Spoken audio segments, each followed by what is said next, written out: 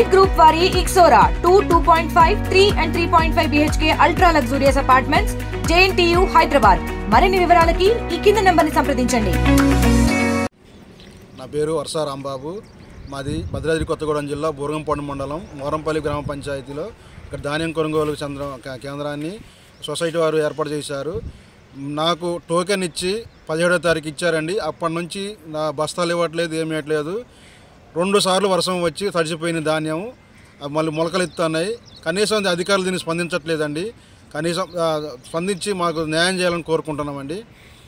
కానీ తడిసిన ధాన్యాన్ని బయట ఎవరు రావట్లేదు. మిల్లర్లు కూడా దీన్ని కటింగ్ చేయకుండా మాకు ఇవ్వాలని కోరుకుంటున్నామండి. దీన్ని ప్రభుత్వం పూర్తిగా బాధ్యత వహించి మాకు గింజతో తేమ శాతం చూడుకోకుండా కటింగ్ లేకుండా మాకు రైతులకు న్యాయం చేయాలని కోరుకుంటున్నామండి.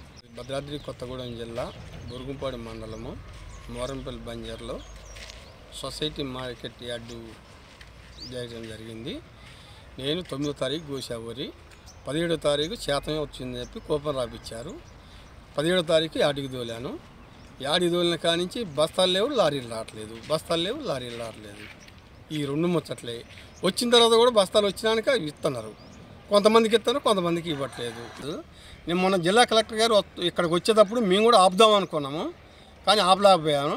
స్కూల్లే కాదు, దయచేసి కలెక్టర్ గారిని కూడా మేము కోరేది అంటే మా రైతులకి వెళ్ళి కూడా ఒకసారి చూడండి. రైతులు ఎంతో, పిల్లలు అంతే, స్కూల్ పిల్లలు కూడా అంతే. ఒక్కసారి చూడండి. ఈ ధాన్యం ఏంటి, ఈ లారీలు రాకపోవడం ఏంది, బస్తాలు రాకపోవడం ఏంది, ఈ అధికారులు లైఫ్లోనే ఇది జరిగింది. ఇట్లా మరిన్ని వీడియోస్ కోసం ఛానల్ ని సబ్స్క్రైబ్ చేయండి. లేటెస్ట్ అప్డేట్స్ కోసం వాట్సాప్ ఛానల్ ని ఫాలో అవ్వండి. ఆ లింక్ డిస్క్రిప్షన్ లో ఉంది.